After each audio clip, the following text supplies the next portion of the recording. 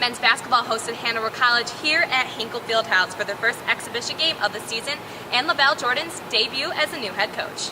The final score was 68-36, with Sean McDermott leading the Bulldogs with 14 points and 4 assists, and Kamal Baldwin also putting up some numbers with 10 points and 5 rebounds. The Butler defense deserves a lot of credit for limiting Hanover to 24% shooting and forcing 17 turnovers. Across campus from Hinkle Fieldhouse, we can find the baseball team practicing. The team is preparing for their season-opening tournament in North Carolina. Jimmy takes us to the Diamond to talk a little bit more about a transfer who's making an impact on this team.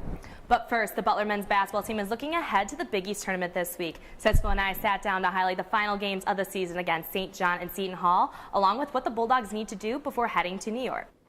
Even though the 2017 season is still in full swing, Butler fans already have something to look forward to in 2018. Jordan Tucker, former top 50 recruit, transferred to Butler midway through the year and will be eligible to play come half the second season. Press Pass's Perry Wagner has more. So how do you think the Bulldogs are going to perform now that they're entering Big East play? Well, looking at their record right now doesn't give a good representation of how they will compete come conference play because of how competitive the non-conference schedule was. They played teams like Texas A&M, North Carolina, Iowa, teams in very competitive softball conferences. And looking at the Big East, not a very big softball conference. They already went 2-1 against the Seton Hall Pirates, so I think it's very promising, and I think they're going to beat a lot of expectations come conference play. Fans will now be able to experience alcohol at spring events at Butler University's Hinkle Fieldhouse. The Indiana Alcohol and Tobacco Commission granted the university the permit on October 27th. John Dedman, Associate Director of Communication, claims fan demand and revenue are the top reasons for the decision. He also discussed the goal of enhancing the fan experience.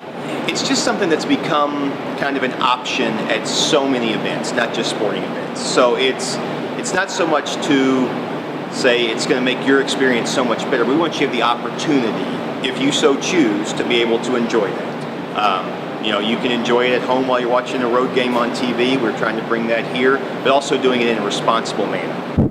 The alcohol permit only lasts 1 year and is set to expire on October 4th, 2018. But for right now, I'm outside Hinkle Fieldhouse getting ready for the first game. Alcohol will be sold, and I'm with Butler fifth-year student Kevin O'Brien. Kevin, what are your thoughts on alcohol being sold in Hinkle Fieldhouse?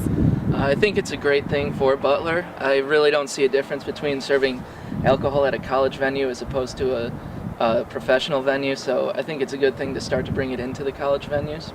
Do you foresee any problems happening with this? Potentially people trying to bring in their own alcohol or just how people handle it at first, but I really think that Butler security will do a good job of handling that, so I don't see really any problems. Students planning on buying alcohol will receive a wristband at the door and are carded again at the purchase of alcohol. Fans who are non-students only show identification at the time of purchase. With the new addition of alcohol, safety is the main priority of Hinkle Fieldhouse. They encourage fans to drink responsibly in order to maintain its family-friendly atmosphere. Hello everyone, I'm Kelsie Kasper from the Butler Press Pass, and I'm here at the Health and Recreation Complex, and we're talking to the Butler Women's Club volleyball team as they prepare for their spring tournaments and the road back to the D2 National Championships. The Butler Women's Club volleyball team added 4 new players to their 2018 roster as their spring tournaments begin this February. With this addition, the team is now majority freshman and sophomore. Senior Vice President Kennedy Flesner talks about how the young roster impacts the team. So there's only 3 of us seniors actually, so it's going to be interesting having us graduate and then leaving the team to them, but I think we're going to leave them in good hands because they've been able to watch us for a few years now and kind of gotten to know the ropes.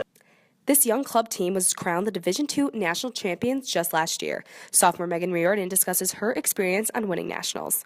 It was awesome. It was crazy because you don't think your freshman year you could win, but it was awesome, especially for the seniors on the team, just to win nationals for them was really cool.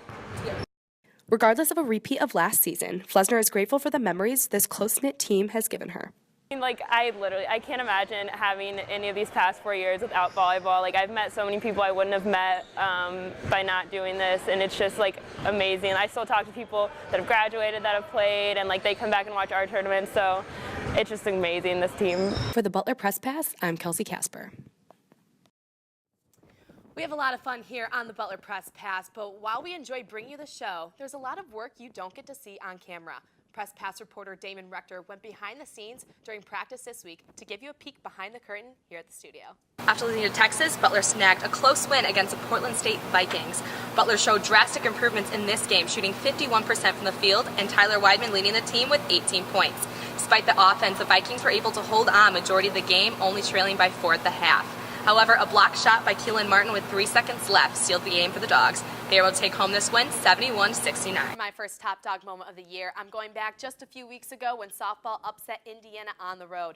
4th inning shortstop Claire Gilliland laid out and made this diving catch in short center field. In these games. Well, Phil, I think offense is one of the main concerns of this team. The bats haven't been generally too hot this season.